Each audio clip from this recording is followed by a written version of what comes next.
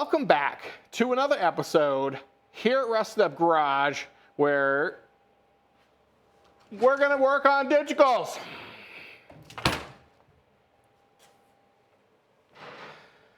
I sure hope you guys have stuck with us this long through the menagerie of videos we've been recording and not putting up, and we finally put up, and it may be confusing where we're at, but right now we're on digicals. We want to be able to get all this thing wired before we put all the snout on it and doors and paint it, because it's just easier right now. It's basically like a Jeep, but yeah, because Zach won't let me say what Jeep is. Okay, we all know, if you know me, you know what I think of a Jeep. Yes, we all know. Yeah, okay. We're not going to go there. If you need to know because you can't figure it out, you just go ahead and shoot me a message in the oblique bloops and I'll explain to you exactly what I think about Jeeps and Jeep owners. So if you're a Jeep owner and following me, I apologize. It's not my fault, just how it is. So anyways, we have been rambling. We're going to get on to this. So we have opted to go with the Rebel wire.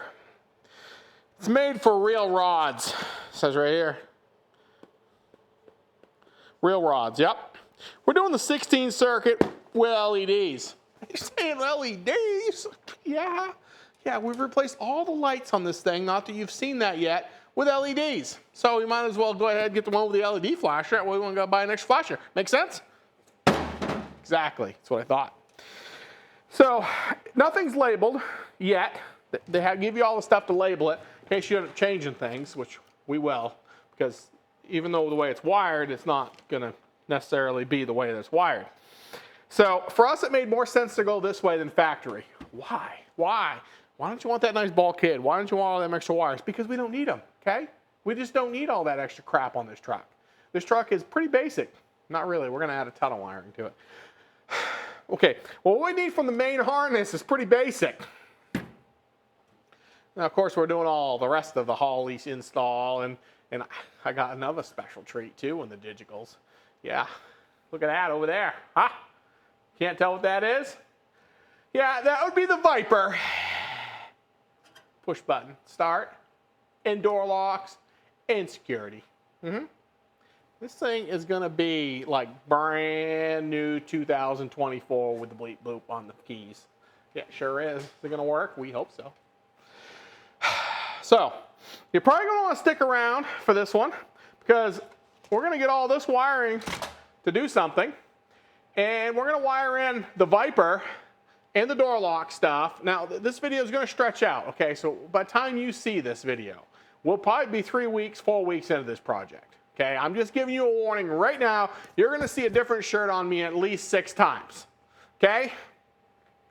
It's just how it goes. Because we're going to wire a bunch, and then I can put doors on it, and then we're going to wire into the doors, then I got to rebuild the locks, but I can't rebuild the locks till it gets painted, and I can't. You see how this works? I can't make everything work at one time, is what I'm saying. And I'm trying to make these videos shorter. And I'm also going to put a floor dimmer on it, I think. Because I like floor dimmers. That's why. I know it has it here, but floor dimmers are so much cooler. I don't know, maybe I won't. Yeah, I will. God, am I missing anything, Zach? No, I'm not. Okay, so we made this aluminum plate right here, and it's going to bolt in there up underneath, and then that's going to transfer to this guy right here, which Zach missed the holes by the looks. Yep, he did. Perfect. That's what I was hoping for. Should have done it myself. Anyways, Zach missed the holes, so I'm going to have to fix that problem. And we'll get this mounted in there, and then I can get this on there, and then we start stretching out the wires. So once we start stretching out wires, we'll be back. The other thing, too, is we're working on, oh, God, no, it's just all over the place. Sorry. It's been a while. Zach hasn't let me record nothing. We're working on getting the vintage air, too, see? So that's the mock-up box that we have in there because we bought one when we did the 55. So we're able to mock in where the vintage is going to go. So that's going to allow us to run all the rest of the wiring up out of the way of where the vintage will go. And then when we do get the new vintage in that actually blows air and heat, and it's just not a plastic box, it does nothing, we can put it in and finish wiring it. So pretty epic, huh? That's what I was thinking too. Okay, well now I'm gonna go fix Zach's measurements because they were off, and we'll be back. Hair look good? Okay, just gotta make sure I look good for the camera, that's all. Status update. We were running some wires, couple. Go ahead, Zach, show them where we're at here. We put in a power block right here, and then we put actually a jumper block up underneath. I know it looks messy right now, don't worry, it'll all clean up, okay? But this is allowing us, because I mean, we got all this room for stuff, so we might as well use it, you know? So the security starter, all that beeping stuff, that's that upper box. That's all tied in. The door lock box is actually over here, and that's working on getting tied in. And then we started sorting out all the wires. This is, I think, for, you know, basically the lights to come on and off. And then Zach's working on the directional stuff down there, making all that happen. But we found an interesting little tidbit for you guys, okay? Zach was testing the old Kia-matic here, because, you know, you got the big wires that come off from the old switcheroo. And he's like, I have no accessory power. Brown wire, no power. He's like, I have no power off from the other, the orange wire. It'd be for, I don't even know what it's for. It's for stuff that should be on, okay? Well then, we're messing around with it, and the pink is the start on key. So if you turned it, when you start it, that pink stays hot, keeps your coil activated, so, you know, it fires the old rig up.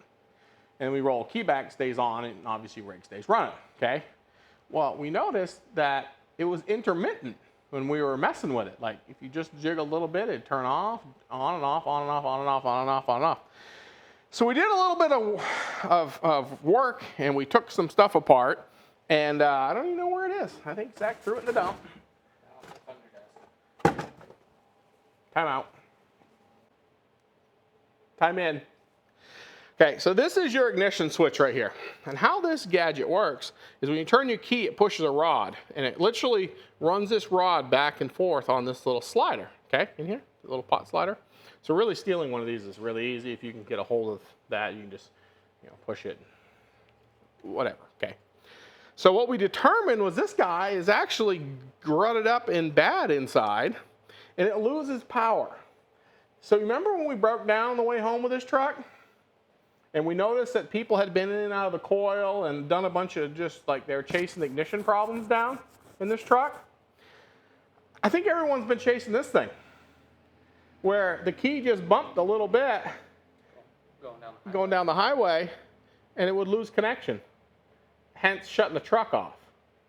And then if the key moved a little bit, it'd refire back up because the engine's just moving.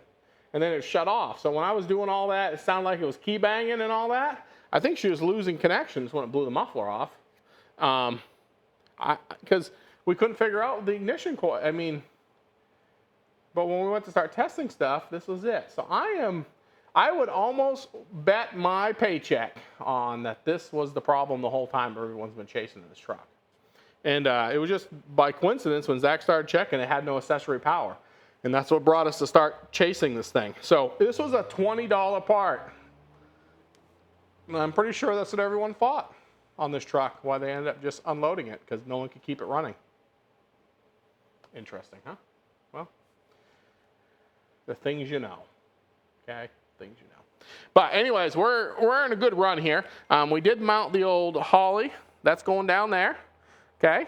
You can see we've made a bracket for it. It'll actually go around the carpet. We'll tuck all into it. It'll look good. Yeah, you're going to be able to see it, but you know what? I'll be able to service it, okay? I get bearing and height and everything, but I'm also about easeability.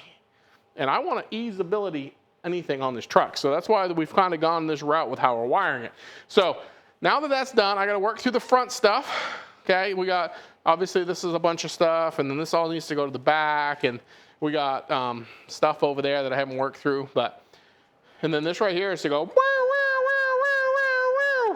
kind of like, I think that's what it's for. I'm not sure what exactly how it sounds, but we'll let you know when we find out. And That's it. So we are on the wiring express train here. And the goal would be is next week be able to literally fire this thing up on our key, possibly fuel injected. That would be the ultimate. So, but we got to do, that's a whole different video because we're going to have to make Holly great again, or make a sniper great again. You should see what we're going to do to the sniper. Okay, that'll probably be a little small video for you guys. Well, we're going to take a sniper that's a piece of junk, and we're going to unjunk it. You're going to want to stay tuned for Make Snipers Great Again, okay? It won't be a long video. It's just going to be Zach cutting some stuff up and rewiring it. But that'll be a good video. But we're going to move on to wiring. This is wiring video. So we got some other cool parts, hidden stuff that we're putting in. And, you know, we got to work through the Whaling Jennings and all that stuff still. And there's just a lot of stuff when you rewire these things, especially when you don't go back factory. Because what fun is that? Just putting the old factory in there. Oh, okay, well, I guess I'm chit-chatting, and I got to start connecting wires. That's what the boss told me, anyways. It ain't going to get done if I don't do it. Back to work. Okay, guys, I don't know how well you can hear me talk, but actually pretty good by the looks. Zach's wearing the old Microbot phone over there, because he's the one in charge of this department. So, I don't remember, we showed you guys we were going to start wiring, we were showing you all the goodies, right? I think that's where we were at last. Yeah, I think we already showed them most of the stuff installed here too. Okay. Well, we're working on some more, and again, we're not gonna, you know, like do this forever on like showing you like every little wire. But he's made some progress, haven't you, Zach? Yes. So, what have you added over here so far? Well, we added our tank selector switch. Tank selector, that's custom built by you, right? Yes. You offer those. I do. So, I don't know where you can buy them yet, but I'll put a link once I figure that out in the old description if you want to buy one. He actually cuts the face on them and makes them, you know, they're different colors, and you can write different things in them, so that's kind of cool. And then I see you've mounted the Terminator down here. Yeah, Terminator's all mounted in the I/O box because we have a bunch of extra sensors on this particular vehicle. Okay, and when we don't have a Dominator, we just need to use the I/O box. Correct. If we had a Dominator, I can remap certain pins. Like, we don't have drive-by-wire, as you can tell. Mm-hmm. So we don't need those here, but on a Terminator, we're locked. We can't change those pins to be something else. So I/O box, they're not that expensive for what they do, and they give you 8 inputs and 8 outputs. So that'll do everything we need to do here. Okay. The old Viper system here is, I'd say 90% wired now. Okay. Well, how about I'll bring him around over there and we'll show him what we got going on. Yeah. Okay. Hold on a minute. Now, Zach, it kind of looks like a mess in there. It does. It looks like a really big mess. But it's really not? It's an organized mess. Okay. Everything's loose right now because I'm still pulling wires in and out and moving them because this is a completely universal harness. Like, I don't think it lists any makes or models or anything.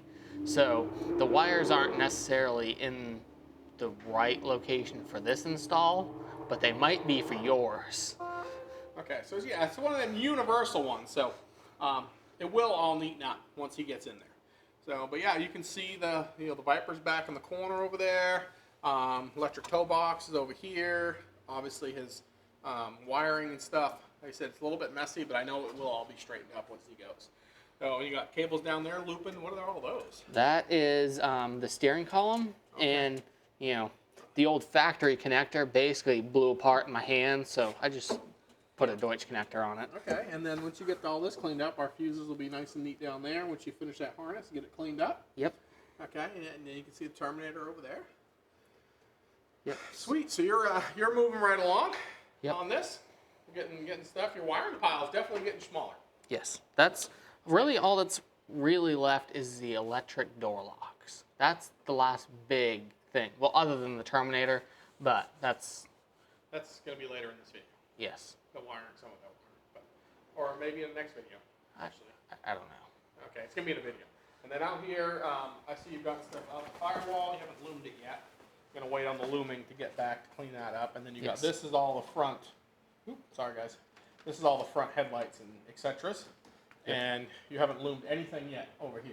No, you loom it all after you get it laid in. Yeah. Well, after we know everything is where it needs to be, and we don't need to add wires because it's easier to go back and reloom, from here than it is to have to chase another wire into the loom. And then you got this big old behemoth here. What's going on in this sucker? Well, that's our battery, junction box there, and then we got our MSD solid state relay, which is completely overkill. Okay, but it's what we had on the shelf, and it beat having to put 4 relays in, right? Yes, because we got 2 electric fans in the front to keep this monster cool. Then there's a big monster electric fuel pump underneath the truck, to supply all of the fuels up here. All of it. And then there's a big transmission cooler underneath to keep, the old shift machine shifting. So we're making headway on the wiring. It's looking good. It's getting cleaned up. That's, again, looming. It's going to be, I can't wait to see it all loomed in. So, but yeah, it's coming right along. So that looks good. I guess I'll bring you guys around the back, show you where we're kind of at there. Can't give away all the secrets. So back here, you see part of the harness is running down that side, which would be your tail lights and all that other stuff. And then you got all the fuel pump relay stuff. This is the fan for the transmission, which he's waiting on this sensor to go in right here. But it's all wired for the transmission temp sensor, the fans, and then all the fuel pumps. So, yeah, I think overall that's pretty much that's pretty much where we're at with the wiring. I guess we'll bring them back once we've laid in probably the Terminator stuff, kind of where that's all laying in here. Yep. And but this thing's a beast. We got hundreds and hundreds of feet of wire in this sucker. Oh, we'll probably have 1,500, 2,000 feet of wire in this thing by the time we're done. That's crazy for an 86. But the thing is 20 feet bumper to bumper. Yeah, that's true. It uses some. So to go from the front to the back, it takes a lot of wire, especially when you're going to run out all of the back. So the back's done up to the cab. Everything underneath is done. Yep. You're literally dealing with the dash stuff, and then from there you're going to move out and start getting all the electrical done. Yeah, and we just got all the gauge stuff in, so that can all get wired in now. So, okay. Yep. They'll definitely want to see the gauge stuff. That'll be a cool one. So, awesome. Well, we'll be back with more wiring by Zach.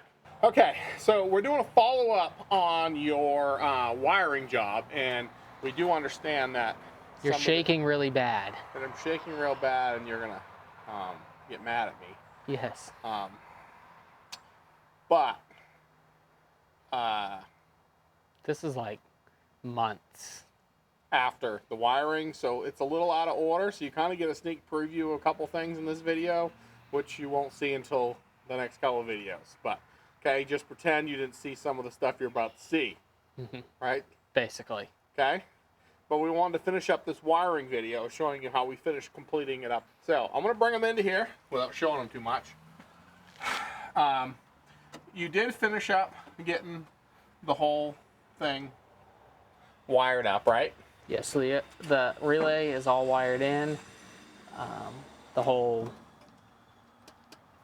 not sniper, Terminator kit that we built is all hooked in, all loomed in.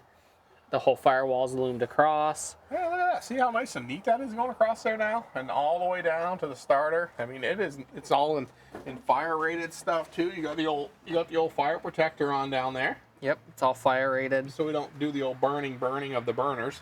Yep. That's nice. And then you got, the digital fans all. Yes, that's all wired in here. All routed across real nice.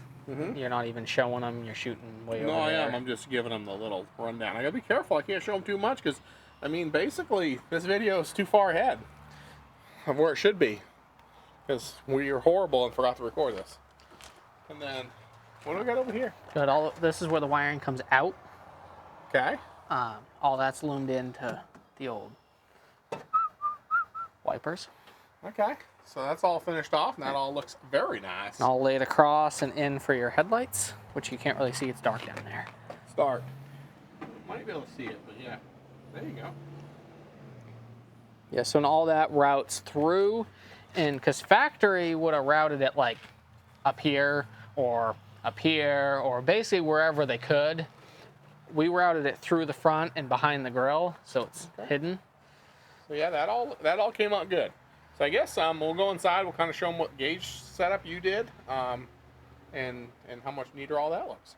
Okay. Now again, I do apologize because this is a little out of order. And hold on, this ain't gonna work.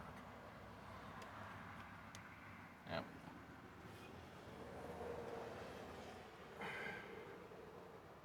we go. Okay, there you guys go. So you can see the wiring harness. I'll put that makes it worse. So I can see it, believe it or not. They can see it. There's the fuse panel. The fuses go up over. Zach has the terminator all wired in. It's all loomed and nice and neat. But yeah, see, it's all nice up underneath here now. It's all nice and clean. And you did put in a floor dimmer. And look.